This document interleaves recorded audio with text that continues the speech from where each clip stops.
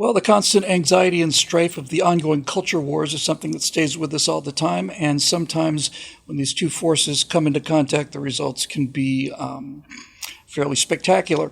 Hi, everybody. I'm Bill Whittle here with Steve Green and Scott Ott, and I have about a minute and 20-second video to show you. Steve and Scott haven't seen it yet, but gentlemen, it's pretty shocking. It's pretty shocking. I want you to take a look at this video.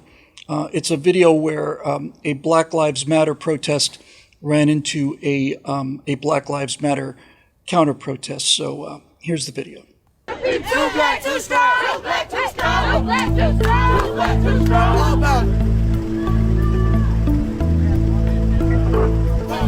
All power to the people. All power to the people. I can't just sit back and feel this way without trying to change it. You got the Black Lives Matter and stuff. We all matter, hell.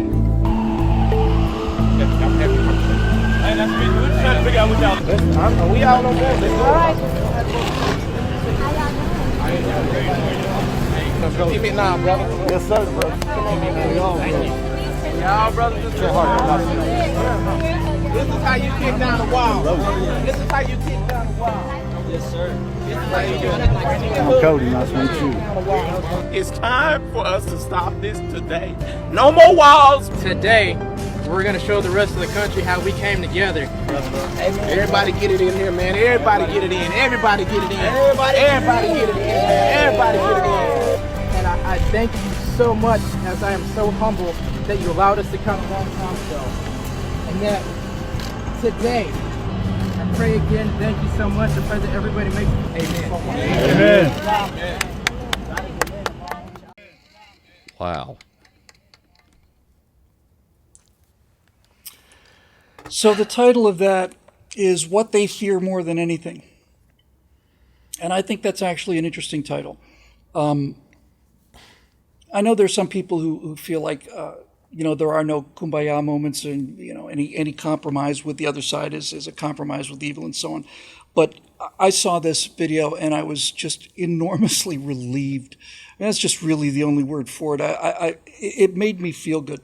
Guys, I've talked about this many times, on the show. We'll hear about, we'll see cities being burned down and people, throwing rocks at policemen, and then the policemen are shooting tear gas back and forth and so on. And when you look at the news and you see all of this stuff, you're led to believe that there's this basically race war that's about to break out any second. But what I keep saying is, and yet I'll go to the elevator and hold the door for a black man will hold the door for me at 7-Eleven or whatever. Hey, how's it going? And everybody's fine with that. And it just seems like people are not nearly so antagonistic as we are led to believe once we get into our little bubbles of what the algorithm decides to show us. Steve, I don't know, when I saw this thing, I just felt really good about America. I mean, that's too. the essence of what we're supposed to be. We're not all supposed to agree on everything. And even the people we disagree with maybe the most passionately, to be able to just reach that point where we say, okay, that's okay. It just made me feel good, and I thought other people might want to feel good about it too. I can't believe I missed this, but I missed it entirely. And the point about halfway through the video where somebody says, I couldn't even tell who it was, and with all the hugs, it didn't really matter. When somebody says, we're going to show them how we came together here today, I'm like, yes, thank you. It was absolutely beautiful, and when the police officer who was supposed to keep them two groups separated joined in, you're just if you're not moved by that, then I'm gonna just assume you're one of the people who are stoking racial division in order to gain political power. And speaking of which, Barack Obama's having a bad year. His friend Kamala Harris lost the election in November, including the popular vote. Trump's been undoing a ton of his political legacy and running on for lack of a better term, a unity platform that has brought in particularly men, but more black and Hispanic voters than any Republican has won since since I don't know when. So I may have my disagreements with Trump about this policy or that policy or how he handled the Epstein thing, as you'll see in a special right angle later this week, or maybe earlier this week.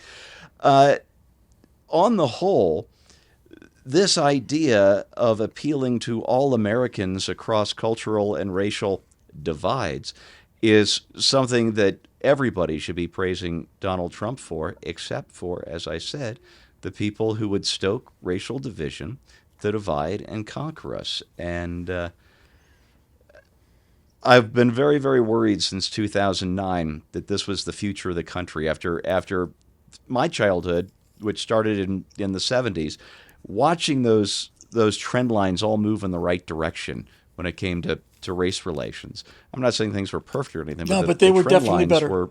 Were improving right up until 2008, 2009, and we all know who to blame for that. I've mentioned his name a couple of times now. I was afraid that the future of this country was spending the rest of my life, my children's lives, watching those trend lines move in the wrong direction. And seeing what I've seen in the last few months, and particularly, Bill, that video, thank you for sharing it, gives me hope that we're moving in the right direction again. Or at least things are not as bad as we're constantly told they are. Scott, we've all seen. We live in this is the season of protests. 30 years of protests now. Just that's all that happens is people just protest things, and people on both sides. So when I first saw this, I thought, we're going to start seeing some fist flying here when these two groups, the protesters and the anti-protesters, come together. But something magical happened. There's some kind of alchemy that happened there, and I'm trying to think about what made this confrontation between protest and counter-protest so different than the other ones we've seen. What that mystery catalyst is, and the only word I can think of is humility. There was that somehow those first two people that walked together were given a gift of humility. I can't think of what else it could have been. It's funny because the headline of the video was trying to play to what they normally do on the internet, what they fear the most, because eyeballs rely upon drama, and drama relies upon division. So if there's not a clash of some sort, you can't really have drama. And if you don't have drama, you don't have something that people want to watch. When you say what they fear the most, people are like, ooh, what do they fear? That sounds bad. And so then they watch it, and it's a counter to your expectation, and you see, oh, well, what they fear is that we will not have that kind of a clash. This, to me, when I saw this, especially when I saw what happened, the only thing that threw me on this was the title, because this kind of encounter is just something I've seen in normal life. Like I've seen a lot of situations where people who don't necessarily find themselves on the same side of whatever come together because there are things that matter more. They live in the same neighborhood. They want the same things for their kids. They're moved. In many cases, moved by their faith to love one another. And so, all of this kind of stuff happens. Most people will, if you just showed them this video without the setup of the headline, most people would go, oh yeah, I could see that happening in my town. Yeah, that's like a normal thing. What the freakish thing, as my journalism professor used to say, and he was quoting somebody else, the news is coups, earthquakes, and three-legged chickens. You've got to find something peculiar, ideally provocative, divisive, or whatever. It's got to be something that will make people go, ooh, that's different. When you see this and you don't have the setup headline, well, no, this is not different, but that makes it a hard sell. That makes it difficult to promote and say, oh, by the way, this piece that everybody is saying we should give a chance, we've been giving it a chance for a long time. And it works pretty well. Yeah, I think this what they fear the most thing really went to me too, because I do believe that there is a particular objective, a political objective of racial division that it suits people in certain positions of power anyway. to gin up their bases, and get everybody completely lathered about how awful the other side is. I saw this and I was just I was struck by how not only how quickly the antipathy fell away, but I was also struck by how relieved everybody else seemed to be. The people in the video seemed to be relieved. I mean, let's not pretend that these two people went out there. These two groups of people went out there to confront one another and flags flying. I'll tell you what it reminds me of the most. It reminds me the most of the Christmas truce in 1914 in World War I, where you had these massive armies that were fighting each other, and most of the killing hadn't happened yet. But you had a lot of people away from home on Christmas, and you had rows and rows and rows of thousands and thousands and thousands of British Tommies against these German Fritzes or whatever the case may be.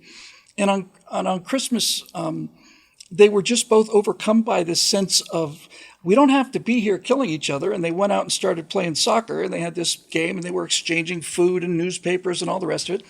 Until the officers, and the general staff and so on started coming down with very strict orders that they needed to get back in their trenches and start shooting at each other, which they proceeded to do for another 4 years and essentially destroyed Europe as we knew it.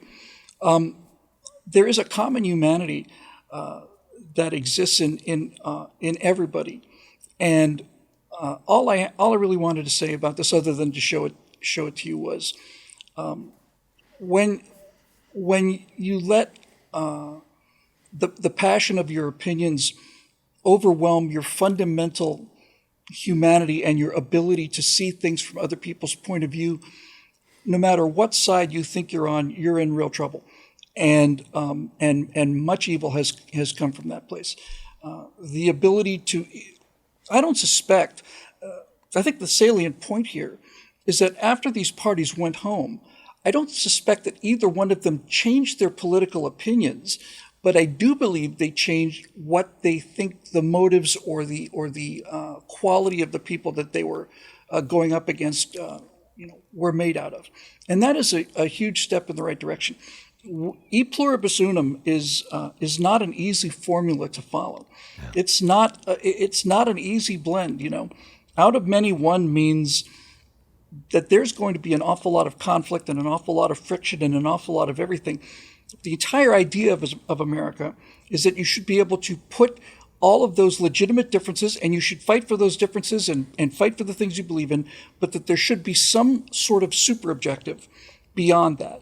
And that beyond that is the idea that we want to make a better place to live for everybody, no matter how you approach that problem. So that was the lesson I got out of that, and I hope it's the lesson you got out of that as well.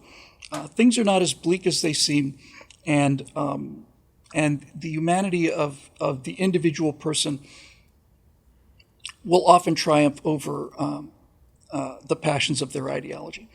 For Steve Green and Scott Ott, I'm Bill Whittle. Thanks for joining us. We'll see you next time right here on Right Angle.